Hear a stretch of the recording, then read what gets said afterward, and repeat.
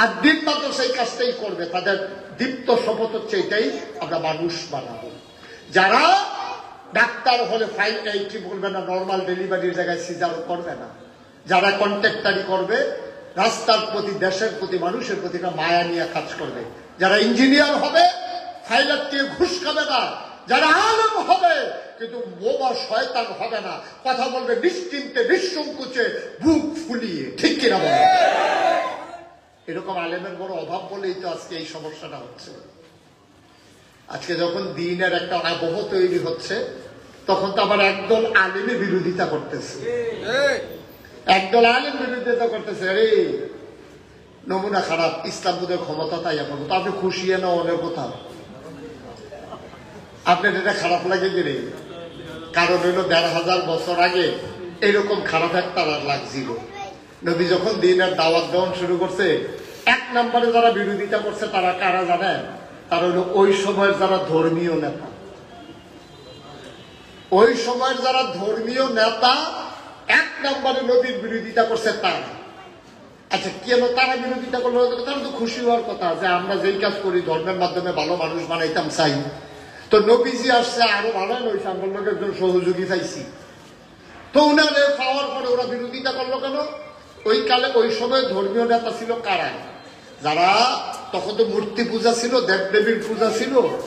তখন ধর্মীয় নেতা যারা, তাদের দায়িত্ব ছিল পূজাটারে ঠিক করে দিয়া দেওয়া।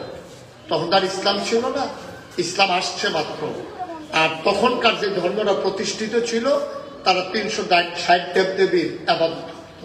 আর ওই যারা পুরোহিত, যারা ব্রাহ্মণ, ধর্মীয় নেতা, তার কাছে যাইতো, গিয়া কইতো ভাই হুজুর, আমার তো হুজুর বলাটা এখানে শোভা পাচ্ছে না, ঠাকুরকে গিয়া বলতো যে ঠাকুর মহাশয়, অথবা পুরোহিত, অথবা যেটাই বলতো গুরু, বলতো যে আপনি একটা কাজ করেন, আমার পোলার 10 দিন ধরে অসুখ, কি করলে ভালো হয়? তো কইছে যে একটা পূজা দিয়া দাও, তার উপরে বোধ হয় এই দেবদেবীর বোধ হয় কোন নজর পড়ছে, একটা পূজা দিলে তোমার ঠিক হয়ে যাবো। কয় আমি রাজি, আপনি পূজার ব্যবস্থা করেন। পূজা দিতে তো কিছু জিনিস লাগে, আচ্ছা আমি একটু ঘরতে আই। ঘরে গিয়া জিজ্ঞেসে ঘর কি কি নাই, মানে কি কি বাজার করণ লাগবো। ঘরে গিয়া জিজ্ঞেসে তো বউ কইছে আমার শাড়িটা তো ছিঁড়া গেছে গা, তারপর আমার গামছাটাও তো পুরা নিছে, খাসির গুস্ত কয় নাই তো অনেকদিন ধরে, কলসটা কয় ভাঙ্গা গেছে গা সেদিন ফুইরা। তো তে গেছে গিয়া, সেরা যে পূজা দিব তারে কইছে যে ভাই আপনি যে পূজা দিতেন স্যার, একটা ধুতি লাগবো, একটা গামছা লাগবো, একটা কলস লাগবো, 1 ছড়ি কলা লাগবো, 5 কেজি দুধ লাগবো, একটা খাসি লাগবো, অর্থাৎ তার বড় যা যা নাই সব দিতে কইছে। তো চলে কেমনে হন এই পূজা দিয়া, যে পূজা দিত এটা তারতে জিনিসপত্র লইয়া। এখন নবী যখন আসছে, তিনি যখন বললেন লা ইলাহা মুহাম্মাদুর, এখন পূজার আর পূজা থাকবো নি?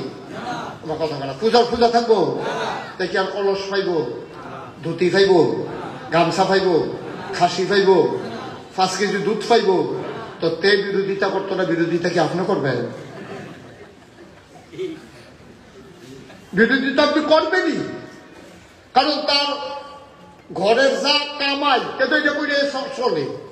তো এটা যদি আর বন্ধ হয়ে যায়, ক্ষেত্রে ধর্ম দিয়ে কিতা করবো?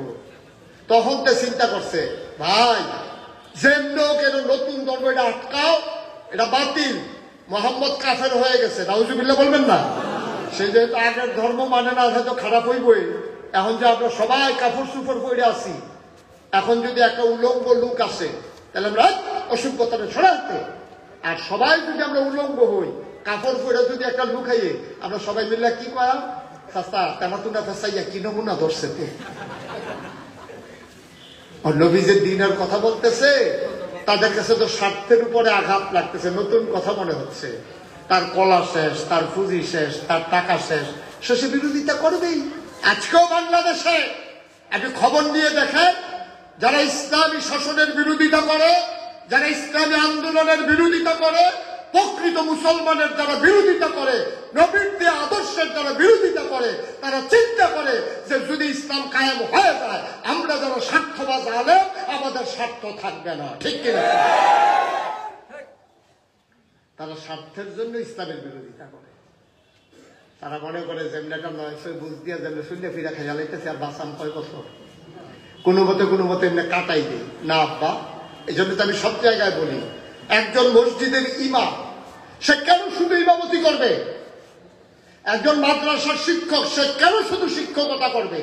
তার কি আর কোনো কাজ নাই? একটা ইমাম ফজরের নামাজ পড়ায়, কই ফজর কই জুহর, মাঝের টাইমে তার কাম কি? তার কাম হইল হুজরাখানার জানালাটা খুল্লা চাইয়া তখন দাওয়াত টাওয়াত আইয়েনি। কই ফজর কই জুহর, জুহর থেকে কোথায় আসর, আসর থেকে মাগরিব, মাগরিব থেকে এশা, আপনি শুধু 5 ওয়াক্ত নামাজ পড়াবেন, এটাই আপনার কাজ? তাইলে আপনি ইমাম হিসাবে 5 ওয়াক্ত নামাজ পড়ান, খুব খেয়াল করেন মনোযোগের সাথে, আপনি ইমাম হিসাবে 5 ওয়াক্ত নামাজ পড়ান, আর আমরা যারা কালীর বাজারের ব্যবসায়ী, দোকানদার, সাধারণ মুসল্লি, আমরা নামাজ পড়ি। পার্থক্যটা কোন জায়গায়? আপনি পড়ান, আমরা পড়ি। আমরা নামাজ পড়ার পরে দোকান খুলি, ব্যবসা করি, বাজার করি, ছেলে মেয়ের স্কুলে দিয়াই, বউয়ের চিন্তা করি, সব করতেছি, গৃহস্থী করতে আসি, সব করতেছি 5 ওয়াক্ত নামাজ পড়িয়া। আর আপনি পড়ান দেখা আপনি আর কিচ্ছু করুন না। কে দিচ্ছে আপনার এই দায়িত্ব? আপনি পড়ান, আমরা পড়ি, তা আমরা পড়িয়া সেটা দিয়ে সব কাম করতে আসি।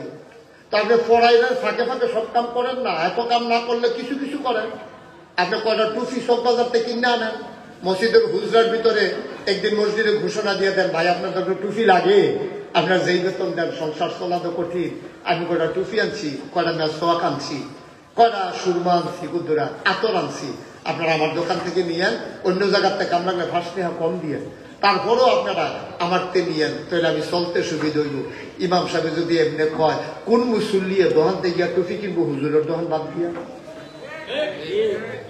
আপনি যদি বলেন যে মসজিদের চতুর্দিক দিয়ে জায়গাটা খালি করে রয়েছে, আমি তো মসজিদের ভিতরেই সবসময় থাকি, আপনার জায়গাটা আমারে দেন, আমি কয়টা পেঁপে গাছ লাগাই, যা ধরবো অর্ধেক আপনার, অর্ধেক আমার, বেচছে আমি মসজিদ কমিটির দেওয়া যাবে, 1000 টাকা বেচতাম পারলে, ফান্ড দেন 500, আমি নেন 500, আপনার কোনো আপত্তি আছে? কোনে কি আপত্তি? খালি রেখে রয়েছে, আমরা ফার্স্ট থেকে পাইলাম, আপনিও চললেন, সমস্যা কি? আপনি বললেন যে মসজিদের সামনে যে পুকুরটা আছে এটাতে মাছ ফালাই, 2 জনে ভাগ করে নেব মসজিদে, আর আমি মিল্লা জিল্লা চলবো। আপনি যদি মসজিদে বেতন পান 15, বাড়তি যদি কামাই করেন 15, টাকা কি তিতা লাগে নাকি আপনার কাছে? হাত পাইটা খাইতে খাইতে অভ্যাস হয়ে গেছে, জাকাতের টাকা, ফেতরার টাকা, নানান টাকা খাইতে খাইতে এখন আর মাথা উঁচু করে দাঁড়াইতে পারেন না। এখন কথা বলতে গেলে যাদের সামনে কথা বলেন তারা আপনাকে মনে করাই যে হুজুর এত আগাইয়া কথা কইেন না, ঈদের দিন সকালে যে খেবি থাকতেন মনে আসেনি?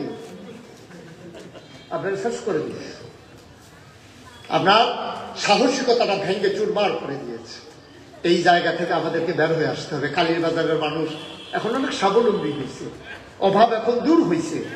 এই যে মহসিন ভাই একটা কথা বলছেন না যে 3টা ছেলের ভিতরে একটা ছেলে মাদ্রাসায় দিবেন না, এটা কথাটা উনি বলছে ওনার মতো, কথাটার একটু সংশোধনী আছে। তাহলে এই কথা দ্বারা কি বোঝা গেল? একটা মাদ্রাসা দিবেন মানে একটারে জান্নাতও দিবেন, বাকি 2টারে জাহান্নামও দিয়ে দেবেন। আপনার 3টা বাচ্চা থাকলে 3টা মাদ্রাসায় দিবেন আপনি, আপনি মুসলমান। আপনার বাচ্চাগুলা অজুর কয় ফরজ শিখুক, গোসলের কয় ফরজ শিখুক, এর আপনি চান না? তাতে একটা দিবেন কোনো, বাহি 2টারে কই দিবেন? একটারে শিখাইবেন আউযুবিল্লাহ বিসমিল্লাহ, আর বাহি 2টারে শিখাইবেন টুইঙ্কেল টুইঙ্কেল। আপনি ইমানদার আব্বা হিসেবে এটা পারেন না তো? আপনি 3টারই মাদ্রাসায় পড়াবেন, সহি শুদ্ধ করে কোরআন শিখাবেন, গোসলের কয় ফরজ শিখাবেন, অজুর কয় ফরজ শিখাবেন, তারপরে তাকে হালাল হারাম শিখাবেন, তাকে দ্বীনের শিক্ষা দিবেন। দেওয়ার পরে এমন ইঞ্জিনিয়ার বানান সে আর ফাইল আটকাইয়া ঘুষ খাবে না, কারণ সে ওই আদ্দিন মাদ্রাসায় পড়ে গেছে। আর রাশিয়াল মুরতাসি কেলাহুমা ফিন্নার, সে জেনে গেছে সুদ খাওয়া, ঘুষ খাওয়া, ঘুষ দেওয়া 2টাই সমান অপরাধ, 2জনই জাহান্নামী। যারা সুদ খায়, সুদ দেয়, 2জনই জাহান্নামী। সে জেনে গেছে আহাল্লাল্লাহুল বাইয়া ওয়া হারামার রিবা, আল্লাহ ব্যবসাকে হালাল করেছেন, সুদকে হারাম করেছেন। সে জেনেছে আকিমুদ্দিন, সে জেনেছে আকিমুস সালাহ ইন্নাস সালাতা তানহা আনিল ফাহশাই ওয়াল মুনকার। সে সব জেনে যাওয়ার কারণে এখন সে ইঞ্জিনিয়ার হয়েছে। তো তখন যখন ফাইলাতে অফিসে যখন ঢুকছে, যখন তারে ঘুষ সাধে, তার মনে পড়ছে সোহাইব বিল্লাহ হুজুর আমাদেরকে কত করে বুঝাইতো সোনার মানুষ হতে হবে, আমি এত লেখাপড়ার করে ফাইলার থেকে ঘুষ খাবো, সরকার তো আমাকে বেতন দেয়, এই টাকা দিয়ে আমি সন্তান লালন পালন করব, এই গুনার ভার আমার ওয়াইফ, আমার বাচ্চা কাচ্চা কেউ নেবে না। কেন করবো আমি এই কাজ? এখন ছেলে আর ঘুষ খায় না, পুরো অফিসের ভিতরে লাড়া পড়ে গেছে, আরে করতে কোন হুজুরাইছে রে, অফিস তো তস তস, আমরা তো আলগা কামাই বন্ধ। এরকম মানুষও তো আমরা চাইছি না। আল্লাহ তো এই জন্যই মানুষ তৈরি করেছিলেন, কিন্তু আমরা ডেস্ট্রয় হয়ে গেলাম। আমরা ধ্বংসের দ্বার পারি কিনারে দাঁড়াইয়া আমরা ছেলেদের জন্য হাজারি করতেছি, কিন্তু কি করা দরকার এটা ভাবতেছি না। এই ভাবনার ফসল হচ্ছে দিন মাদ্রাসা, ঠিক কিনা বলেন? আর আপনি যদি কোন যে হুজুর এমন সময় তারা মাদ্রাসা করছে, ফলাফেন সব বিয়া করাই দিচ্ছি, এইটা নিরিখা মাদ্রাসা দক্ষিণ কোন যে এটা দিয়ে বিয়া শাদী করছে, আল্লাহ করলে আমি এখন তো টাই ফলাফেন বিয়ে করা গেছে, মেহনত করে আইতেছে না, এটা নিরিখে তো মাদ্রাসা। দাদারে সোজা করবো দাঁড়িয়ে, দাদা উজুবিল্লা বিসমিল্লা কও, হেবারা যখন কইছে ভুল হয়ে গেছে, নাতি আইস দিয়া হয়েছে, এটা দিচ্ছ। এখন নাতিয়ে শিহায় দাদা শিখতে আছে, সুবহানাল্লাহ বলবেন না? নাতিয়ে বলতেছে দাদা আমি আলহামদুলিল্লাহ পড়ি, তুমি শূন্য তো দেখি। দাদারটার লোকে তারটা মিলে না তো, হেবারা তো পড়ছে যেমনে আলহামদুলিল্লাহ হে রাব্বিল আলামিন। তো হ্যাঁ আপনি তো আগে, আমরাও তো শুরু থাকতে এমনি পড়ছি আলহামদুলিল্লাহ হে। এখন যে এটা হি হয়েছে এটা তো আর তার খবর নাই। হ্যাঁ যে হি হয়েছে নাতিয়ে জানে, দাদাই তো জানে না। তখন যখন নাতিয়ে কইছে আলহামদুলিল্লাহ কর, তারপরে যখন কইছে আলহামদুলিল্লাহ হে রাব্বিল আলামিন, তো নাতি হ্যাঁ কি হি আলহামদুলিল্লাহ হি রাব্বিল আলামিন। এই যে নাতির দিয়ে আপনি মানুষ হয়ে গেছেন। এখন নাতিয়ে দৈরা দৈরা মনে হয় যেন আপনারা জান্নাত নিতেছে, দাদা এটা জাহান্নামের রাস্তা, এগুলো দিয়ে এগুলো দিয়ে কাদা টাদা আছে, এই রাস্তা দিয়ে আপনি আগে আসছেন, ওখানে এই রাস্তা দিয়ে আগে না ফিস করার রাস্তা হয়েছে, সুবহানাল্লাহ বলবেন না? আপনি তো পুরান রাস্তা পাহাড় বাইয়া যে গেছেন, এই কালীর বাজার থেকে কুমিল্লা রানীর বাজার গেছেন, যে কুমিল্লা নিউ মার্কেট সব বাজার পাহাড় বাইয়া ডিঙ্গাইয়া, ওখান যে গুলতে ফিস করার রাস্তা হয়েছে, থাকবে আটটায় জায়গাও যায়, কাটা লাগে না, ফিস লাইয়া ফলন লাগে না, এটা নাতিয়ে জানে, আপনি জানেন না। জান্নাতের সহজ সরল রাস্তা যে সিরাতুল মুস্তাকিম, এটা নাতিয়ে চিনছে, আপনি চিনেন নাই। নাতির পিঠ ধরে, নাতির হাত ধরে আপনি চলে যান জান্নাতের দরজায়, যেখানে দাঁড়িয়ে আছে ফেরেশতারা, আহলান সাহলান মারহাবা, মোস্ট ওয়েলকাম, আমাদের ভুবনে আপনাকে স্বাগত। সুবহানাল্লাহ। ছেলে মানুষ বানাইতে পারেন নাই, তখন একদিন মাদ্রাসা ছিল না, যেমন করে স্কুলও পড়াইছেন, যেমনি পড়াইছেন, দিন গেছে আর কি। এখন একটু চলেন আমরা সিদ্ধান্ত নেই, এটা আমার ওন ডিসিশন, এটা আমার সিদ্ধান্ত। আমার ছেলেকে মানুষ করতে পারি নাই, আমার দায়বদ্ধতা আরো বেশি, নাতিকে মানুষ বানাইতে হবে। আপনি দাদা চা স্টলে বয়ে বয়ে আড্ডা নামাইয়া সকালবেলা নাতির ঘুম থেকে তুইলা কথা বলতে বলতে আপনি চলে আসুন হাত ধরে ধরে মাদ্রাসায়। আপনি আবার বসে থাকেন নিচে, নাতির যখন ছুটি হবে আপনি হাত ধরে ধরে নিয়ে যাবেন বাড়িতে। এই নাতি যেদিন আপনি মরে যাবেন, কবরে শোয়াই দেওয়া হবে, নাতি দাঁড়িয়ে দাঁড়িয়ে সূরা ইয়াসিন পড়ে আপনার জন্য দোয়া করবে, দোয়ার ফসল আপনার কবরে জান্নাতের টুকরা হয়ে যাবে। আপনি তো চিন্তা করতেছেন ফলানা মানুষ হইছে না, তারে খেত দিলে তে রাখতে পারে না, না পারে নাতির নামে দিয়া। এই কাজ পর বাংলাদেশ অনেক জায়গা করে, ফলা রাতে নেশা মেশা ফইরা গেছে গা, তে রাখতে পারতো না, তো নাতির নামে দিলে কেড়াই দিলে, গ্রামের বুদ্ধি দিছে কেড়ায়, তার নামে নাতির নামে দিয়া জানতে ব্যস্তও পারতো না, নষ্টও করতে পারতো না, নাতিয়ে বড় হইলে খাইব। নাতিয়ে যে আরো মানুষ হইতো না, এটা কইছে কেন আপনি? কে বলছে আপনাকে? ফলা তো বেচা বেচা খাইলে ওই নাতিটা এক লোকের সবটা বেচা খাইয়া দিচ্ছে। আপনি সম্পদ দিয়েন না, আপনি তাকে জ্ঞান দেন, সে চল্লা ফিরা খাইতে পারবে, সে বুঝ করে চলতে পারবে, আপনি ওইভাবে করেন। বিনয়ের সাথে মিনতি আমার, একেবারে অনুরোধ, আপনারা আমার এলাকার মানুষ, আমি আপনাদেরই মানুষ, যত সম্মান হোক মর্যাদা হোক, কুমিল্লার মুস্তাক হয়েছে তো আপনাদের সেই মুস্তাক হয়েছে, এগুলো বড় কথা না। বড় কথা হলো আমরা মিলেমিশে বুঝতে পেরে সম্মিলিত প্রচেষ্টার মাধ্যমে জান্নাতের দিকে এগিয়ে যাওয়ার জন্য দীপ্ত শপথ গ্রহণ করে আজকের পর থেকে প্রতিটি দিন, প্রতিটি ক্ষণ, প্রতিটি মাস যাবে দিনই চেতনায়, ঠিক কিনা বলেন? তাইলে আপনার জীবন সার্থক, তাইলে আপনার জীবন সার্থক। আমি শোয়েব বিল্লাহ ভাইকে বলবো যে আপনারা মহিলা শাখা করবেন আলাদা, মেয়েদের জন্য শিক্ষা ছেলেদের থেকে বেশি দরকার। মা হচ্ছে প্রি প্রাইমারি ইনস্টিটিউশন, কারণ ছেলে স্কুলে এসে শিখবে আর মায়ের কুল থেকে অর্ধেক শিক্ষা গ্রহণ করে ফেলবে। এই মা ঘুম পাড়াইতে পাড়াইতে মা বুকের দুধ খাওয়াইতেছে, হ্যাঁ, তো বাচ্চা তো ওয়া ছাড়া কিছু ইচ্ছে না, মায়ের বুকের দুধও লাগায় আর কয় পড়ো বিসমিল্লাহ, তে কি পড়তে পারেনি, মার একটা ইচ্ছা আর কি। এখন মায়ের পড়তে আছে বিসমিল্লাহ আলা বারাকাতিল্লাহ, কই সেটা মায় লাগাই দিছে দুধখানা, তে দুধ খাইতে আছে, কানে শুনছে, তে কই তো এনা পারছে না, তে কিন্তু বিসমিল্লাহটা কানে শুনছে। দুধ খানা যখন শেষ হয়েছে তখন মায় কইতেছে পড়ো পড়ো আলহামদুলিল্লাহ, তো তার বাপে আইস দিয়ে তে পড়তে পারে, তুমি যে তারে দম খাও, তে যখন ওয়াতে গেছে গেছে ফারি খেলাতে আলহামদুলিল্লাহ পড়বো কেমনে, তার কানে দিয়ে ঢুকতে সুবহানাল্লাহ বলবেন না।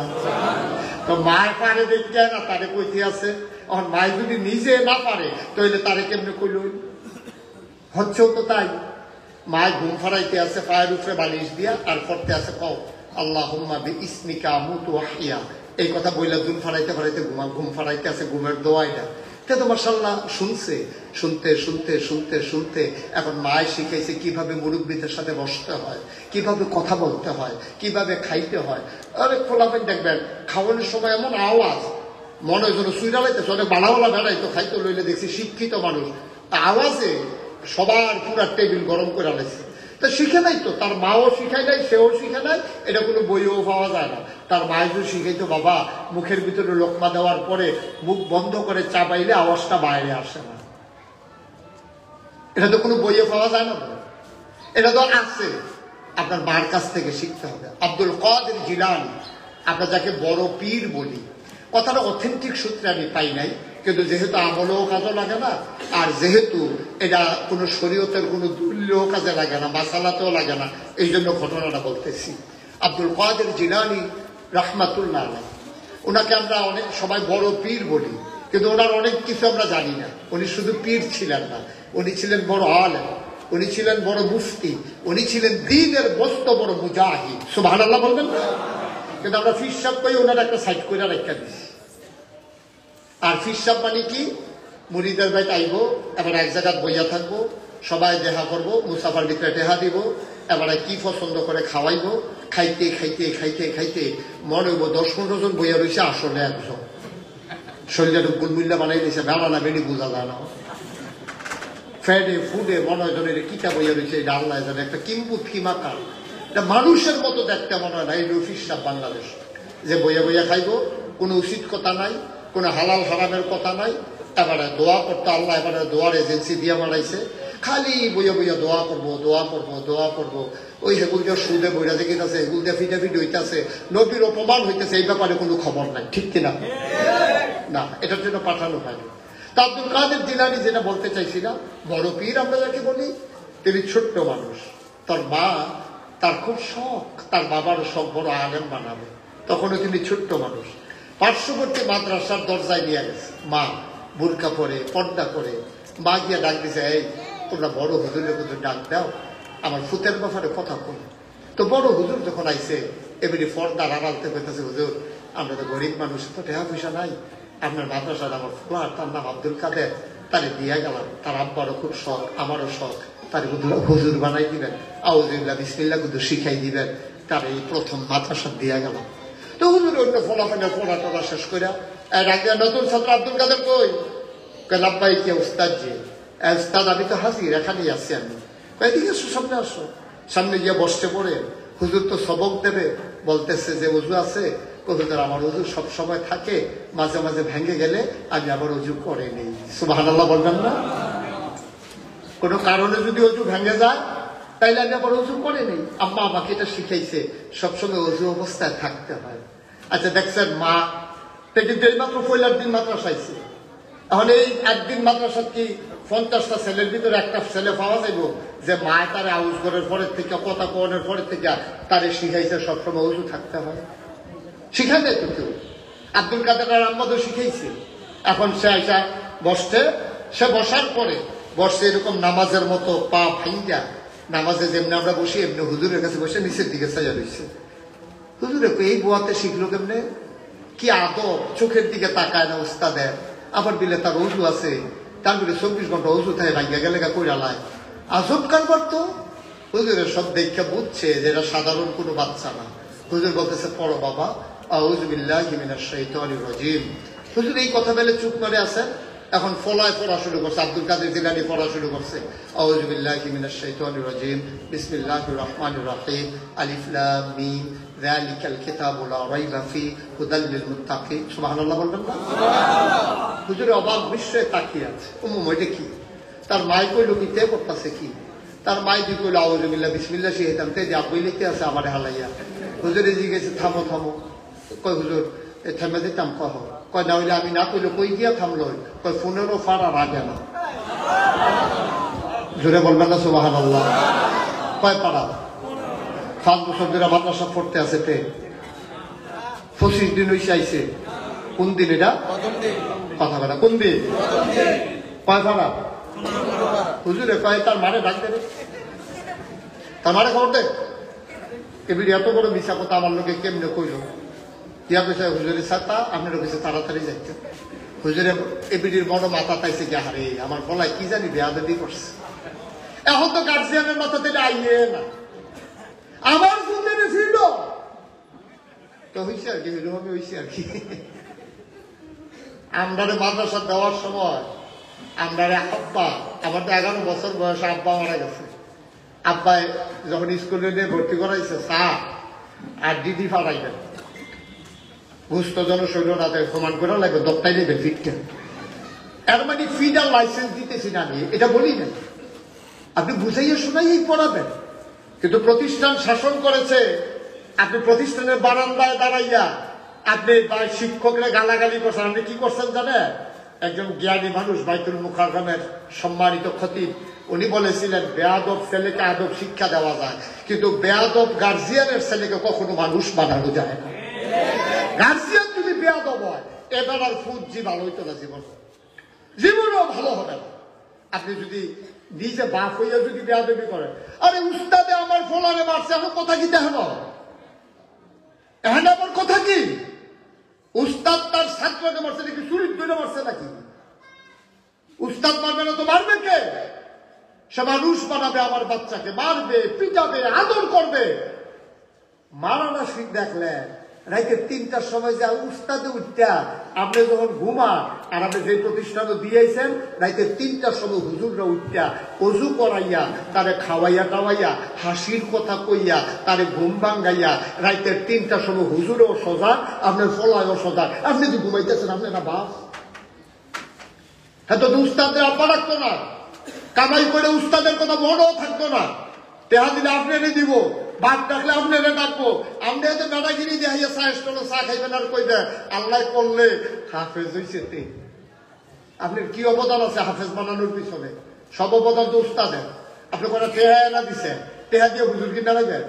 এই দিন আছে নাকি? আর টাকা দিয়ে হুজুর কিনা যাবে? আপনি সামান্য কয় টাকা বেতন দিছেন, 1 ঘন্টার ঘুমের দাম 1 কোটি টাকা।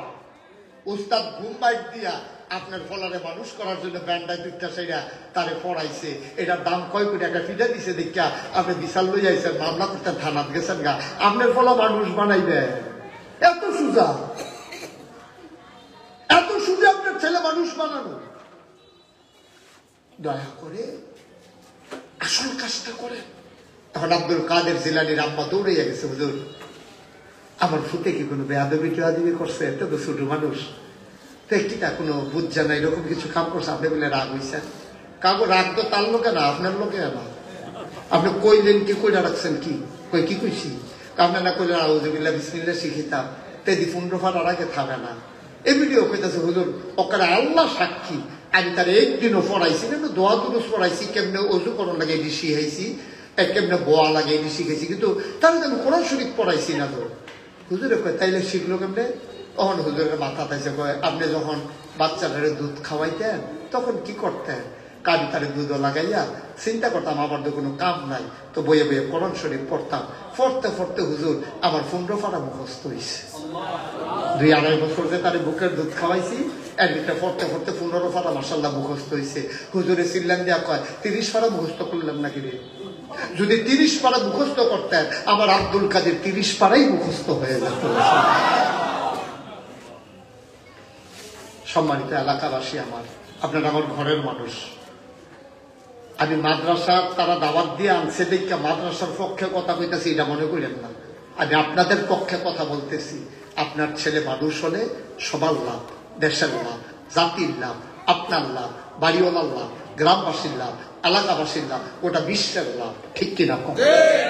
আপনার ছেলে খারাপ হলে আপনার লস, পরিবারের লস, বাড়িওয়ালার লস, ঘরের লস। তে তো নেশা করে খারাপ হয়েছে, তে তো হুদা আপনার পকেটে আতায় না, তো আরেক গাছের সব পৌ চুরি করে লায়, তো মুরগা রাস্তা লইয়া মুরগা চুরি করে লায়, তে তো রাস্তার দিকে একবার সাইকেল রেখে গেছে লইয়া যায়, তো সমাজের বোঝা, পরিবারের বোঝা, বাপের পকেট আতাই না, তে দোহানের মাল লইয়া দৌড় দিয়া লায়, তার তো নেশা।